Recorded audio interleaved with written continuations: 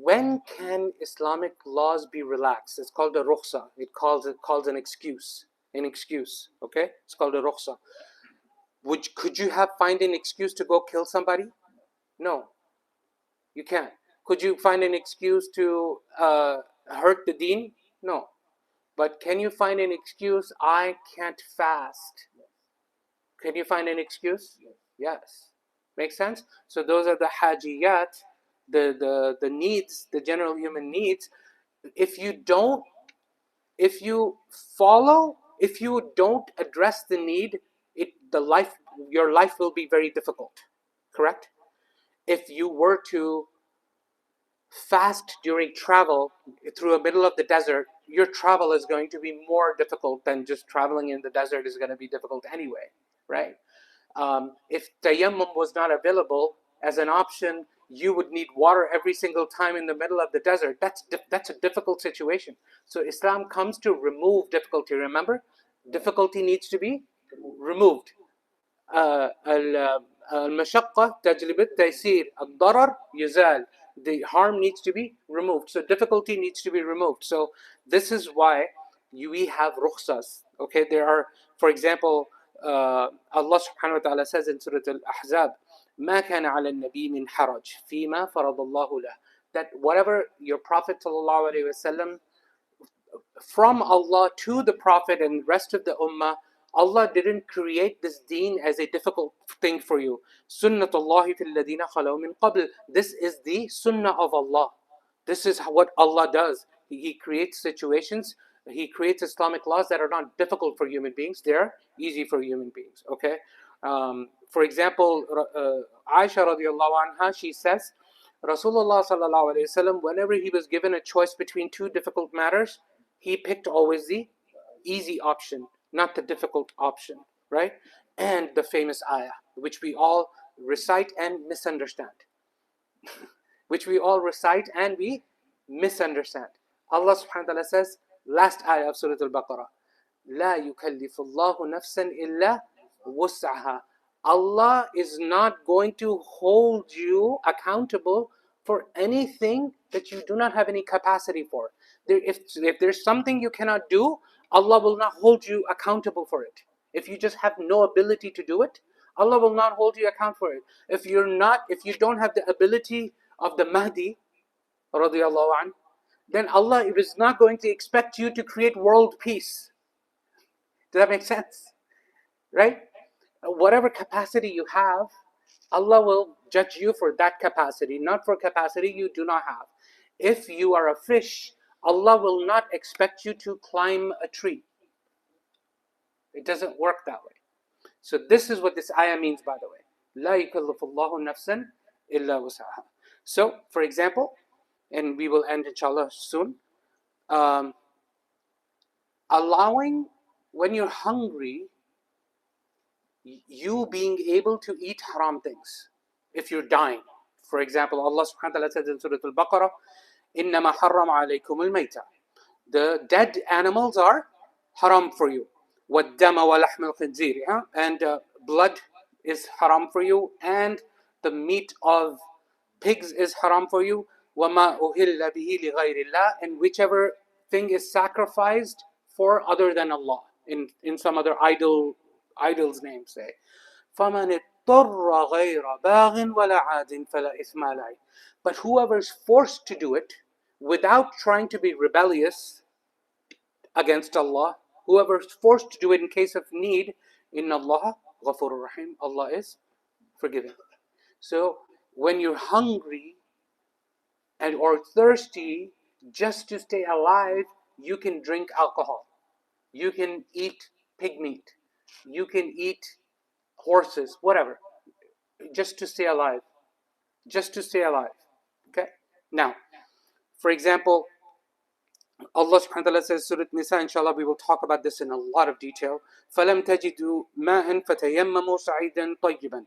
That if you cannot find water in order to get ritually pure, in order to have wudu, to pray the salah, what do you do?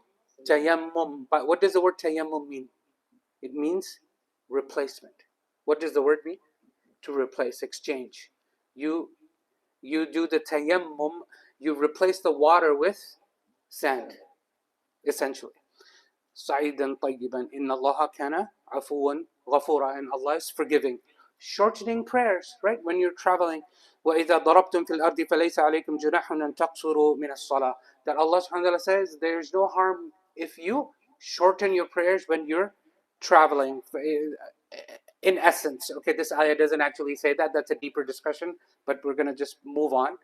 The second one, for example, if you are weak, you're excused from fighting battles. If you are weak, you're excused from fighting battles. Otherwise, you need to fight battles. You can't run away. Okay? And the famous one, make up fast if you can fast right now, right? أياما معدودات فمن كان منكم مريضا أو على سفر فعدة من أيام أخر. If you are sick or you're traveling, then you make up for it the other days. So these are called what? These are called the rukhas, the rukhsah. These are called Allah is giving you an opportunity to do the rukhsah. Okay? Importance of the rukhsah. Rasulullah sallallahu alayhi wa sallam said, Inna Allah yuhibbu an tu'ta rukhasuhu kama yakrahu an tu'ta ma'siyatuhu. Okay? That Allah subhanahu wa ta'ala loves that you take His rukhsahs. Take the ease that He's giving you. You take it. Meaning when you're traveling, shorten your prayers. When you're traveling, you don't fast, for example. Allah loves that you take His rukhsahs means just a plural of rukhsah, just like He hates that you commit a sin. He loves you taking the rukhsah as much as He hates you committing sins. So that's how important rukhsahs are. There is an opposite word, last topic, inshallah we will end after it. What is the opposite of rukhsah? There is a word for that. I want all of you to know this. It's called azimah. Azimah. Azm, what does azm mean? Determination. So azm in general means you want to just do something. So if it's time for salah, you're going to pray salah, that's also an azimah. In another way, not taking the rukhsah is also called azimah. So if you are traveling, but you don't shorten your prayers, you pray the full prayers, full rak'at, you're taking an azimah instead of the rukhsah. Does that make sense? It's just the opposite of rukhsah in a sense. Should you do this or should you not do this? Obviously you shouldn't do this. There are cases where sometimes doing the azimah is okay.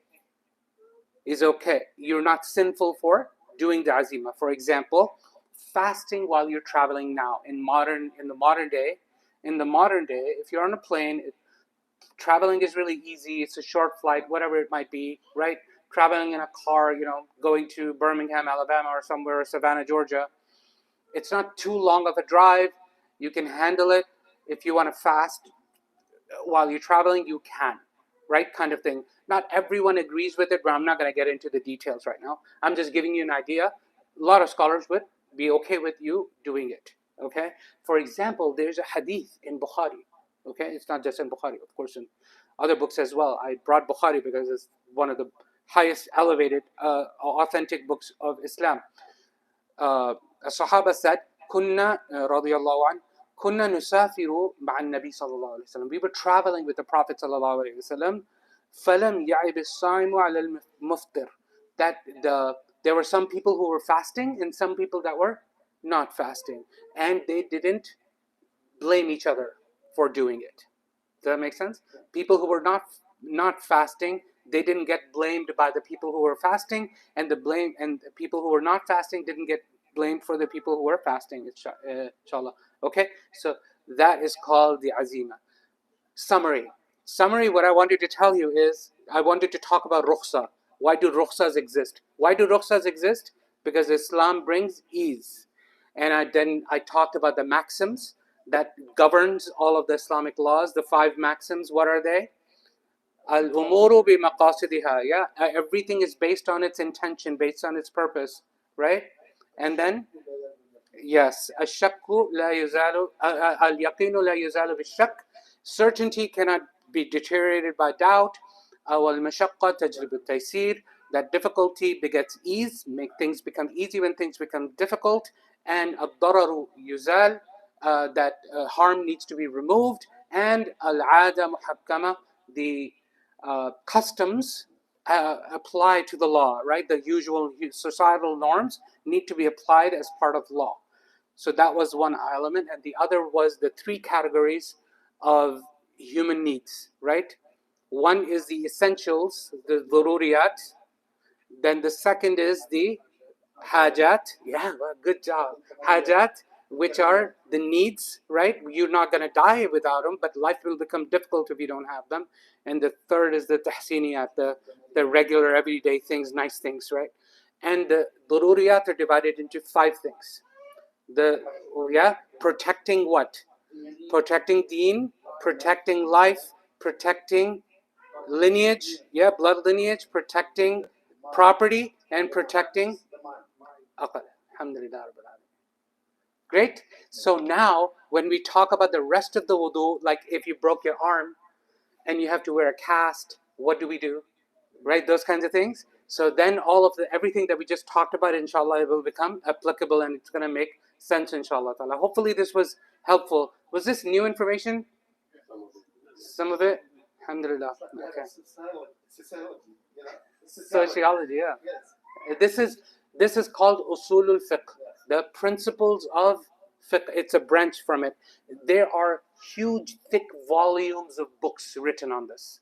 Okay, I've just given you just a very, very brief overview. I'm not smart enough to give you. There's big, thick books on just this one topic. I'm not talking about all of usul al-fiqh, which will fill up this whole masjid. Alhamdulillah. Hope you enjoyed. I know this was a little bit technical, theoretical, interesting. Okay, yeah. Some people find this interesting. Some people just fall asleep. So, yeah, inshallah. Barakallahu feek. Yeah.